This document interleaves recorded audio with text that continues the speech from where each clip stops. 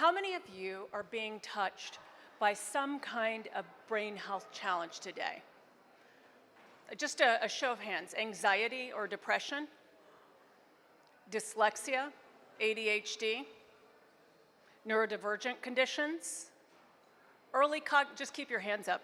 Early cognitive decline? Alzheimer's? Taking care of anyone with Alzheimer's or dementia? Or even Parkinson's? Look at that. See, we have a room full of people who all have brains and are caring for people who have brains. And this is a hidden truth of our time. Cognitive challenges aren't some edge case. So often, as developers and builders of systems, we think of that as edge cases. But in reality, they're a very, very human condition. So this is a really important number that I share with my team every day as a piece of a little bit of a KPI and a little bit of motivation to keep front and center how much economic impact this problem is having. But today, this number should terrify us because in the next 24 hours in the United States alone, we're going to spend $2.7 billion on cognitive decline. That is 24 hours. 2.7 billion every single day. Yet right now, sitting in this room, each one of you is actually carrying a biomarker that's more powerful than any blood test and more revealing than any brain scan today. And it's actually more accessible than any clinical assessment. That particular biomarker is your voice. What if I told you that just 120 seconds could actually reveal, or we could detect over 500 biomarkers for your cognitive health? What if that same device that you're using to stream music could become your brain's early warning system? And what if we could flip that $2.7 billion number in treating decline to actually preventing it entirely? My name is Joanna Peña-Bickley. For the last 25 years, I've been designing the future of human-computer interaction. For my work, when I started this 25 years ago, it started at IBM. I was fortunate enough to be the Global Chief Creative Officer working on the frontiers of IBM Watson. I'm also known as the mother of cognitive experience design, and later on I would go on to be one of Alexa's many, many mothers. There were lots of women involved in Alexa in those days. But today I'm here to share with you something more than any product that I have ever built. Today I'm here to show you how Vibes.ai, which is the company that I co-founded, is turning sound into medicine, and voice into vital signs, and prevention into a daily ritual that is as natural as saying, I love you. So just to talk a little bit about the problem space that we are dealing with today, what we are dealing with is a couple of what, in the investor community they would call big ass numbers, right? We've got 60 million people who are experiencing mental health issues. From a cognitive decline perspective, we're spending $1 trillion just this year on cognitive decline. And how many of you are what you would consider a knowledge worker, white-collar worker at work, who is inundated with stress, notifications? A lot of you call it brain rot. So many of our customers actually call it brain rot. I've been learning from them that effectively what this is cognitive fatigue. But I want you to think about this. In a world where we can track our steps, our heart rate, and your sleep, I mean, I've become essentially a competitive sleeper. Come on. And now I've just ordered my glucose monitor because how many of you are on GLP-1s? Anybody? So I was about 100 pounds heavier prior to this over a year ago, okay? And so I've ordered a glucose monitor because you don't want to fall off that wagon. All of that to be said, here we are tracking just about everything except for the one thing that one would think was a little bit important. Because, I can track this on my wrist, I can wear a ring, but what about your brain? How do we think a little bit about tracking what's in the brain, the organ that actually makes you, you? So some people don't believe it's a black box. Actually, for somebody, when you work at the frontiers of AI and neuroscience, I work with a lot of neurolinguistic PhDs.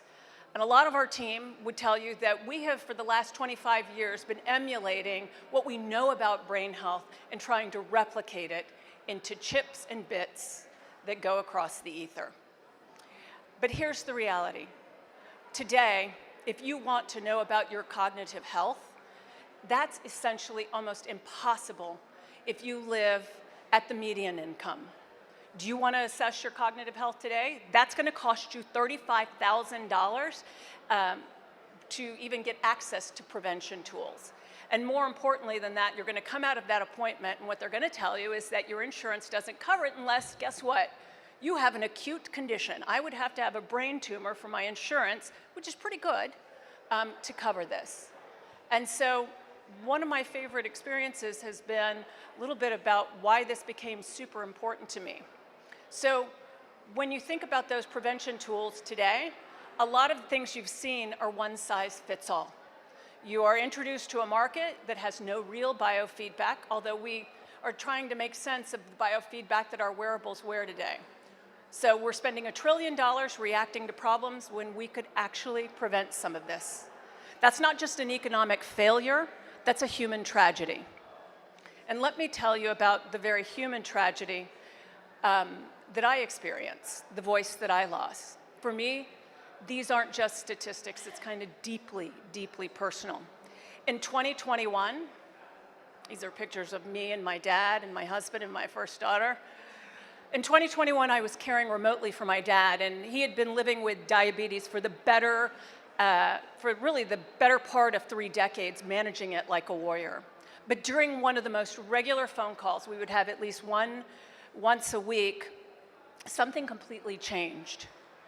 Mid-conversation, his very crisp words suddenly turned into slurred, garbled speech. Then just as abruptly, he snapped back to normal. And he was completely unaware of what was happening to him. He was completely unaware of what people weren't giving his feedback to. So at first I brushed it off. I thought maybe it's a bad connection, it's fatigue, but the pattern continued to repeat over and over again over a series of months. And so what I discovered actually shook me to my core, that my dad was actually showing the early signs of what was being called type 3 diabetes. It's a type of dementia that's actually linked to having long-term diabetes. How many of you have or care for somebody in your life who is a diabetic? Anybody? So one of the things that's really clear, when you have diabetes or any underlying condition, you become 8 times more likely to have early onset Alzheimer's and dementia. The signals of his cognitive decline were actually hiding in plain sight and buried in his voice patterns. And had we understood this earlier, we might have been able to intervene.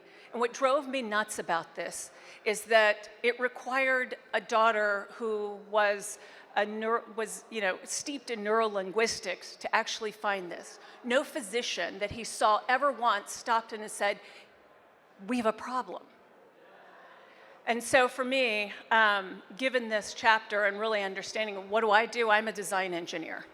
And what do design engineers? We start root causing, first principles. Why? Why is this happening?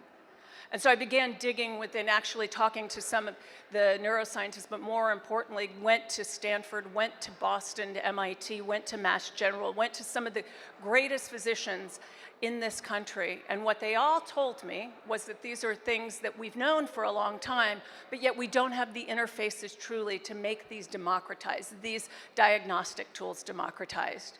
And so that particular experience for me actually changed everything. I realized that voice, something that I had spent my career designing for and inventing, designing machines that could be more than just a convenience, that voice in and of itself could be a diagnostic, that it could be a lifeline, and it could be families, Latino families like mine, so many of us struggle with diabetes and overweight, right?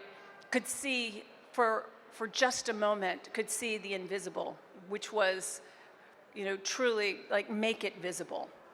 And so that's why I left Amazon and why I co-founded Vibes.ai, because I believe that no family should have to watch their loved ones slip away when the warning signs were there all along, and there are lots and lots of ways to get to prevention.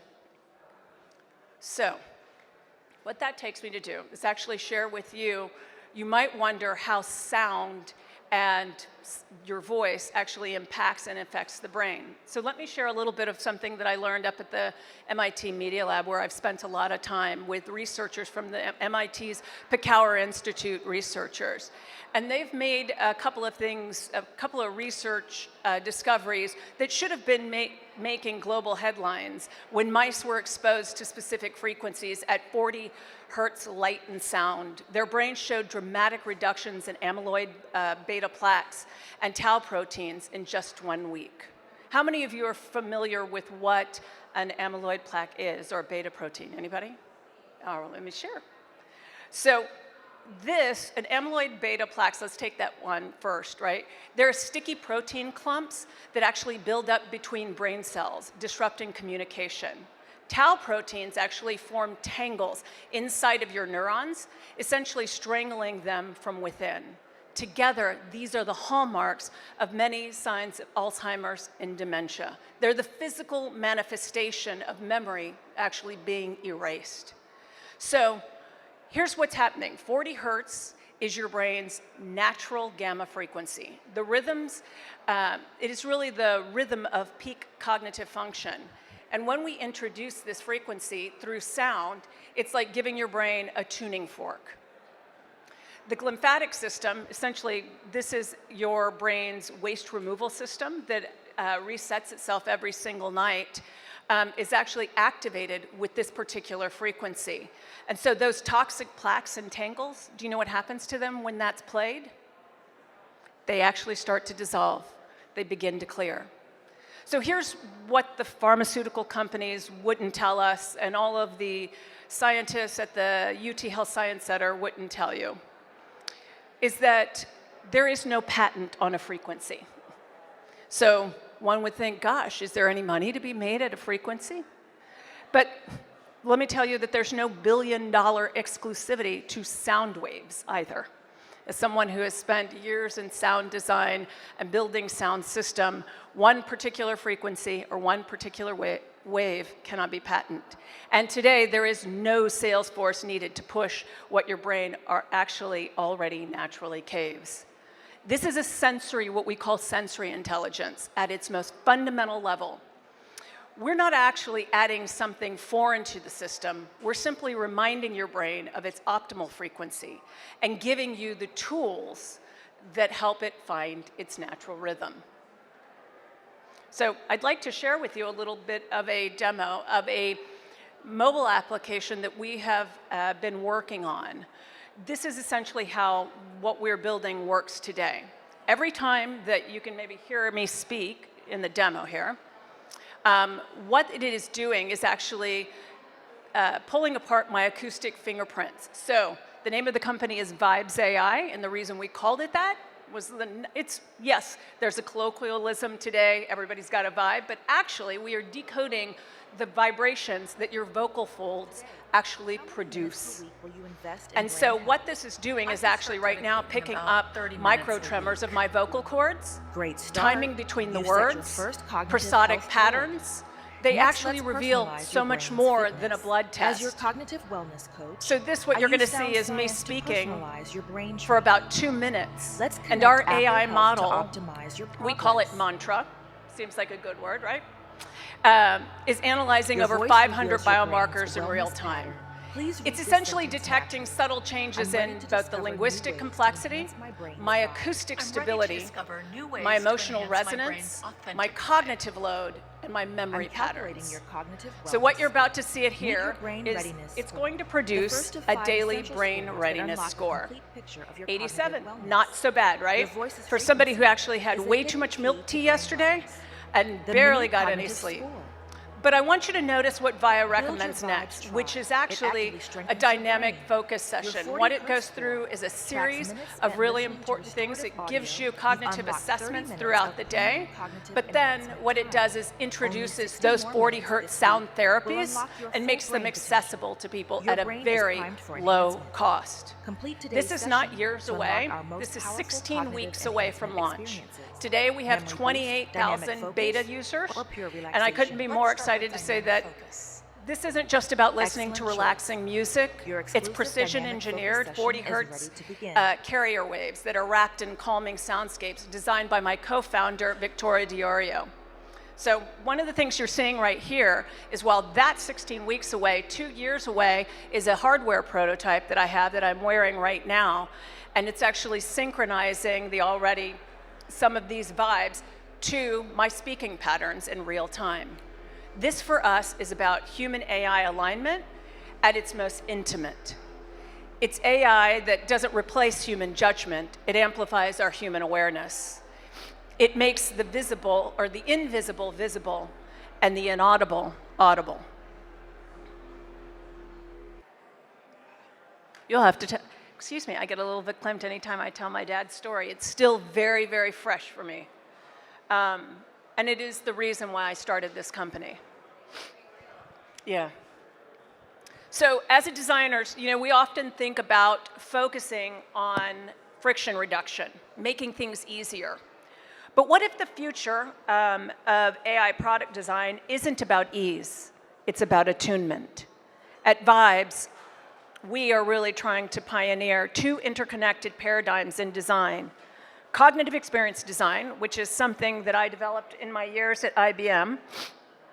And cognitive experience design asks, how do you design for both the human and the machine to get equal cognition simultaneously? Thank you, I appreciate that. I'm about to start wiping my eyes on my shirt. It's also about creating experiences that augment human intelligence rather than replace it. Every interaction should actually make both the human and the machine equally intelligent. But yet, I think it's really important to recognize that we have yet to build wisdom into any of these systems. And we are still very much at the forefront of actually putting some ancestral wisdom and tying that in together. Now, the importance of embodied design is actually it takes cognitive experience design further. It's about tech that doesn't just respond to your commands, but resonates with your actual cognitive state. We're moving from user interfaces to neural interfaces like the one I'm wearing today, and from interaction design to intervention design. And we're doing so with a few principles that are guiding us, and I'm sharing them with you today because what I hope is that it inspires some of the work that you're doing. These are open source principles that we have published out. And it's really about resonance over response. That's your technology should tune to your frequency, not just react to your requests. As one of Alexa's moms, I think we could do better than just turn off the light, right? Then there's the biological feedback loops. Every interaction provides an insight into your cognitive state. And I think this is one of the more important things that we as designers have to do, is actually around anticipatory care. These are interventions arrive when you need them, not just when you ask for them. And of course, there's sensory intelligence, using all the channels, sound, vibration, light, to communicate with your nervous system. And the last but not least is making the invisible biomarkers visible. The things that were inaudible, those patterns, making them audible to anybody, giving them the same expertise as somebody who leads a team with neurolinguistics. This is a design that feels, not in an emotional sense, but in a deeply, deeply physiological way. Your voice reveals your needs before you're consciously aware of them. The intervention arrives not when you ask, but when you need it the most. I want you to think about it. We've spent decades teaching machines to understand our words, the very foundation of LLMs. Now we're teaching them to understand our well-being. That's the real human-AI alignment. not machines that think like us or think for us, but the machines that actually might care for us at a time that we are in a caregiving crisis. So, as I start to wrap this up, I want to tell you that we are not on this mission alone. And I am inviting all of you to join the sages and all the scientists at MIT, Cedars-Sinai, Johns Hopkins, and big tech companies like Samsung and Apple. What they have all realized, and in our discussions, is that they have recognized that the future of health is frequency-based, prevention-focused, and personally attuned. But here's what makes this moment kind of unique. For the first time in human history, we have AI, specifically convolutional networks, that decode biological signals, the vibes from your vocal folds, and the neuroscience to understand the intervention and the devices that everyone already has in their hands today, as you can see in my ears and in your pockets. We have everything that we need to deliver it. What we're witnessing is the democratization of brain health. For us, we believe it needs to be clinical-grade insights without clinic visits, therapeutic interventions without prescriptions, prevention as accessible as your morning playlists. This isn't just about individual health, it's about the collective human potential. I kind of think about prevention this way. If we get this right, we can make it as simple and as regular as preventing cavities. We do that every single day when we get up in the morning. And with the right technologies and the ease of use, we believe that we want to live in a world where saying I love you to your family includes protecting the ability to actually remember them. And so what I'm going to invite you to do is actually take a picture of this, because I'm inviting you to join the 28,000 people and listeners discovering the power of 40 hertz therapy, to join our engineers and the artists collaborating to turn neuroscience into sound medicine, a movement not through marketing, because I am a builder and I believe in building things and then actually listening to our customers about whether or not they really work, but actually through human transformation. So here's my invitation to you if you want to scan either one of these QR codes. First, experience it for yourself. It exists today, and it's free. If you do the first QR code, you scan it there, that's actually going to open up your favorite podcast platform. Or you can search Vibes AI and look for the Restorative Audio Podcast. You can start with our Brain Boost episode, which we just released. We have a vibe drop every 2 weeks, and we also have a separate podcast for our research. We publish out our research to the world every single week. So what I'd love to hear from all of you is feel what happens to your brain when it finds that rhythm. Every single one of our tracks utilizes MIT's findings in the 40 hertz sound therapies, and this makes it accessible to all of you. But we don't want to stop there, okay?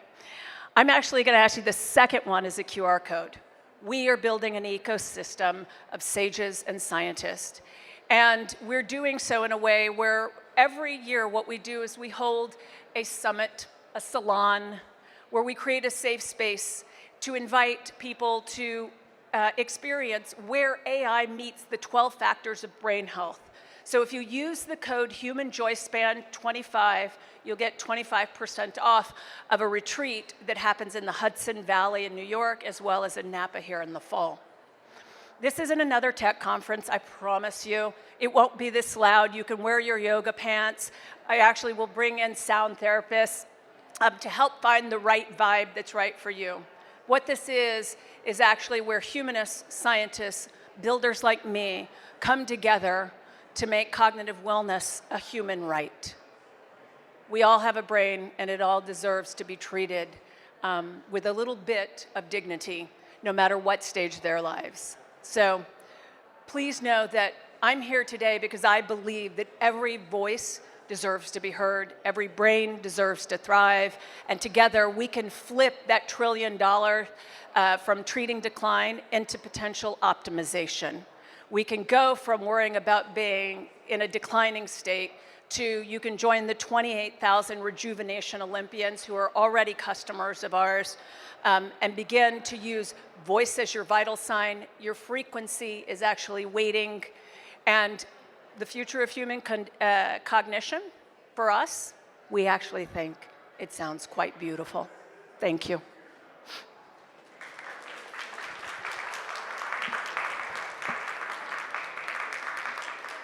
Do I have any time for Q&A? 5 minutes? Okay. So I went through a lot very quickly. I also managed to put any makeup I had on this tissue. Thank you for the beautiful person who came up and gave me that. At some point, I thought my face was going to run off. One of the things that I think is so important about brain health is that today it's not accessible. I feel very fortunate that I actually can write a $35,000 check to a specialized clinic, but that's not the case for most of our communities. And I want to be really clear, as somebody who actually works at the intersection of AI, I was with a couple of economists last week at the heads of 2 major credit card companies, and let's be very frank, we're in a recession. And a part of being in a recession means that the top 12% of this country has ceased spending on ancillary things, and they're beginning to cease spending on healthcare, which is a really scary thing to think about what the bottom half is doing. And so when we think about what we're doing at Vibes AI, when I think about accessibility, it's just not about making it easy to use. It's actually making it affordable. And our goal when we launch is to launch this as a freemium. So what that means is that we're going to be inviting each and every one of you to help us take part in the ongoing research. We do not look at you as guinea pigs. Your privacy is your privacy. I have worked in AI for 15 years, and we hold the utmost standards on ethics. And let me tell you that we're still figuring it out just like the rest of you. And anybody who tells you that they've got the ethical considerations actually figured out is actually full of shit. We're at the beginning of this revolution, and frankly, we need your help.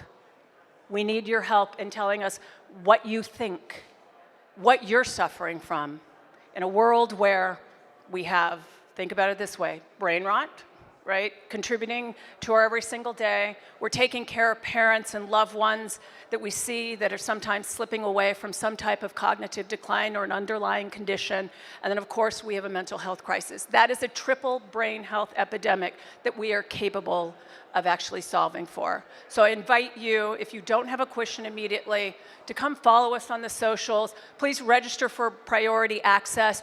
Come to our Joy Span events and come actually talk to me. Because today we're at the beginning. And what I'm looking for all of you is to come with me on this journey. Because we don't have all the answers, but I know this for sure, that today is the beginning of many of your journeys to helping us figuring it out.